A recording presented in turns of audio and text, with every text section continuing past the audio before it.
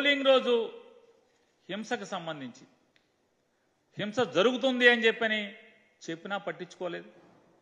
హింస జరిగిన తర్వాత ఏకపక్షంగా వైఎస్ఆర్ కాంగ్రెస్ పార్టీ మీద టీడీపీ మీద ఎఫ్ఐఆర్లు నమోదవుతాయి, కానీ సెక్షన్ల తేడా ఉంటాయి.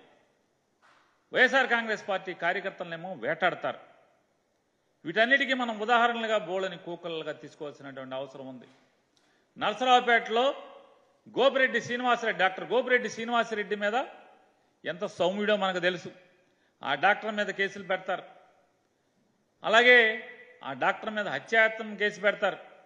అలాగే ఆ డాక్టర్కి ప్రత్యర్థిగా ఉన్నటువంటి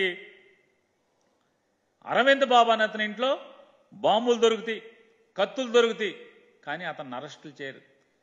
సాక్షాత్తు గోపిరెడ్డి శ్రీనివాసరెడ్డి గారు దొరకపోతే దురదృష్టవశాత్తు వాళ్ళ మామగారు దొరికితే వాళ్ళ మామగారిని హత్యాయత్నం చేస్తే దాని మీద కూడా ఎవరిని ఎంతవరకు అరెస్ట్ చేయరు. వాళ్ళు కొత్త అల్లుళ్ళలాగా ఊళ్ళో తిరుగుతూ ఉంటారు. పోలీసులు ఏం మాట్లాడరు.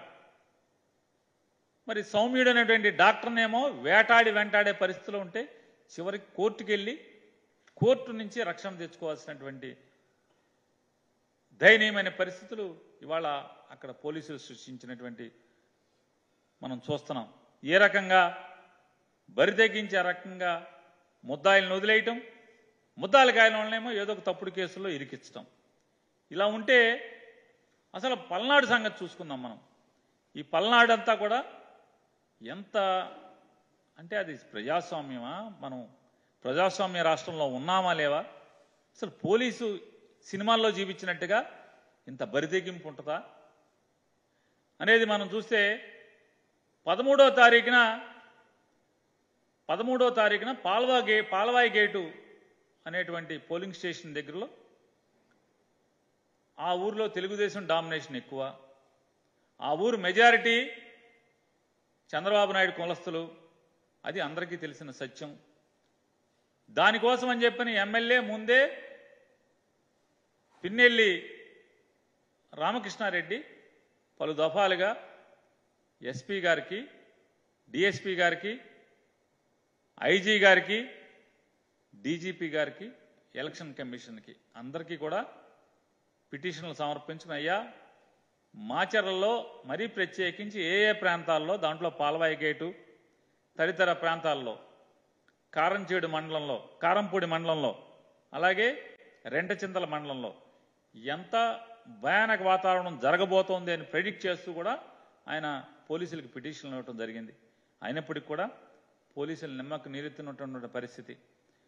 ఈ 13వ తారీఖున పాల్వాయి గేటు దగ్గర దళితుల్ని కానీ, వెనుకబడిన కులాలను కానీ, ముస్లింలను కానీ వాళ్ళందరినీ కూడా ఓటింగ్కి రానివ్వకుండా పోలింగ్ స్టేషన్ బయట దౌర్జన్యకాండ సృష్టిస్తుంటే అక్కడ ఆ వీడియోల్లో ఆల్రెడీ ఇప్పటికే చాలామంది మా వైఎస్ఆర్ కాంగ్రెస్ పార్టీ వాళ్ళు వీడియోలు ప్లే చేశారు.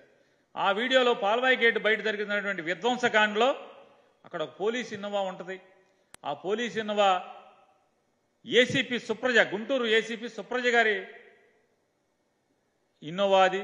ఆవిడ అక్కడే ఆ సంఘటనలో ఉంటారు. ఆవిడ ఎవరిని కూడా చెదరగొట్టరు. మరి పోలీసులు గాల్లోకి ఫైరింగ్ జరపరు, లాఠీ చార్జ్ చేయరు. అక్కడ వైఎస్ఆర్ కాంగ్రెస్ పార్టీ వాళ్ళు ఓటింగ్కి రాకుండా బీభత్సం సృష్టించిన పరిస్థితి టీడీపీ వాళ్ళు చేస్తే పోలీసులు ఏమాత్రం కూడా యాక్షన్ లేకపోగా టీడీపీ వాళ్ళు వైఎస్ఆర్ కాంగ్రెస్ పార్టీ సానుభూతి పరులను కానీ, ఓటర్స్ని కానీ కర్రలతో, రాడ్డులతో తరిమి కొట్టినా కూడా పోలీసులు అక్కడ ఉన్నటువంటి ప్రత్యక్షంగా వీడియోల్లో సుప్రజ అనేటువంటి పోలీసు అధికారి కారు కూడా అక్కడే ఉంటుంది ఆ వీడియోలో.